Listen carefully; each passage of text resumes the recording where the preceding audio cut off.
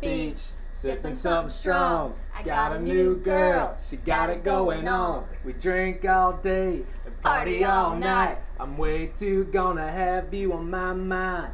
She got a body, she's not.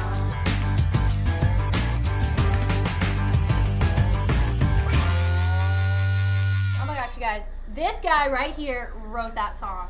How cool is that? That's really cool. That was a game changer. How did this song come about?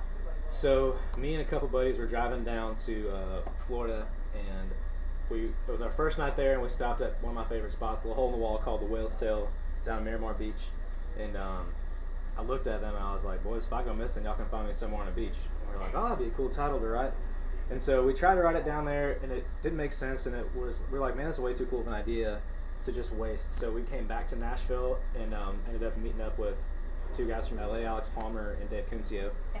And Alex played this track, and Michael Tyler was like, dude, that's somewhere on a beach. And we're like, well, let's give it a rip, and here we are.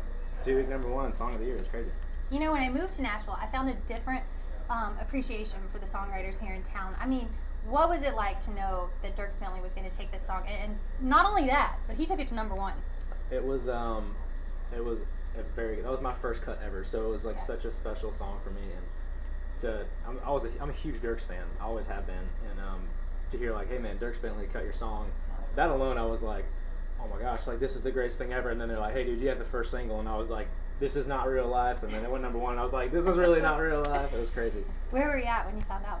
Then it went #1. Mm-hmm.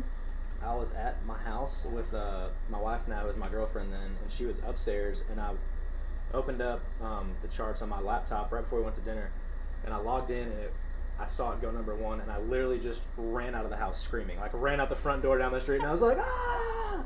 And she had no idea what was going on, so she came flying downstairs. She's like, what's wrong? Where are you? Like, why are you running away from the house? I was like, we just went #1. It was the crazy feeling. That's crazy.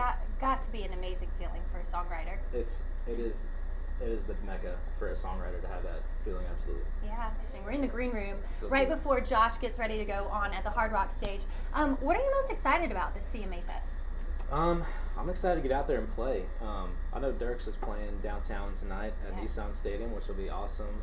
My buddy Jason played a couple nights ago, so it's really cool this year to kind of like be more established and see friends play. You know, Nissan Stadium are huge stages, and I'm getting to play full band this year for a change.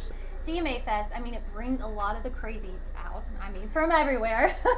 Everyone is here in Nashville. Any crazy fan fest moments here? I feel like every time you walk down Broadway during CMA Fest, there's a crazy moment. It's all crazy. I was out late after the CMT Awards, and that was a crazy night. I was one of the crazies that night, I guarantee it. Yeah. But yeah, if just anywhere in Nashville during CMA Fest is lit. You've written songs for Jason Aldean as well. Did you check out his new bar?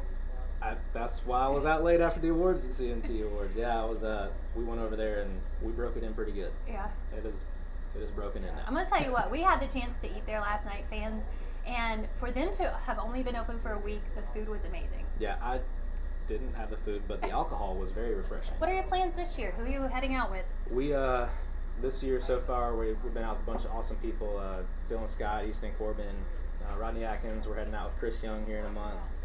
Back out with Rodney. Out with Easton again. We're playing a big festival in Oregon with Alan Jackson. So we're right before Alan Jackson. We're super excited. I'm gonna get off stage, change clothes, and go straight to the pit and fangirl a little bit. Sing some Chattahoochee. I don't blame you.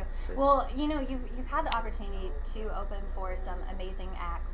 Like, what sort of advice have these musical influences given you? So the cool thing about country music, I don't know about other genres, I just speak for country, is we're such a family, and even though like I'm the opener, like whoever I'm opening for, I don't know if I've seen an artist that hasn't been side stage watching my entire set, which is a huge deal, and that just shows so much support. And then as soon as I get off stage and they go on, I'm watching them because I learned so much just from watching, you know, the big dogs run and stuff. So it's cool, and just hearing their support and like, man, you know, sounded great, dude. You know, keep doing it. Can't wait to have you out again. It's like huge advice. If you could team up with anyone in country music, okay, who would it be to do a musical duet with? Ooh, it would probably have to be a female.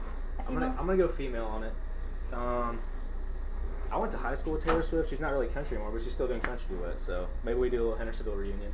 Okay, fun questions here. Who was the last person you text? Probably my tour manager Morgan, I would say. Yeah. Okay, most Yeah. embarrassing moment. Most embarrassing moment. Probably just straight up forgetting words, which happens On stage. on stage, and trying to play it off, but it's like for such a long period of time that you can no longer play it off, and you're just like, I'm gonna be straight up, I forgot the words, and we're gonna have to start this thing over. One of my biggest fears, which it wasn't even one of your questions, is like me and my buddies are always like, man, make sure your fly is up before you go on stage. Yeah. So every time before, like I check, and if like one of my buddies that has this same fear of mine is playing, I'll be like, get your flies undone, and they immediately are like, freeze and look down. Well, can we expect to see you on the Nissan Stadium next year? That'd be awesome. I'm Give cheering, me, I'm cheering give me, for you. Give me a year or two. Give me a year or two. Year two. and I'm going to say Nissan- next year. Nissan Stadium. Yeah. We're speaking into existence right now. That's right. Right now. All right, Josh Mirenda here. You guys make sure to go and check him out. He is one awesome dude. Listen to her. She's awesome too.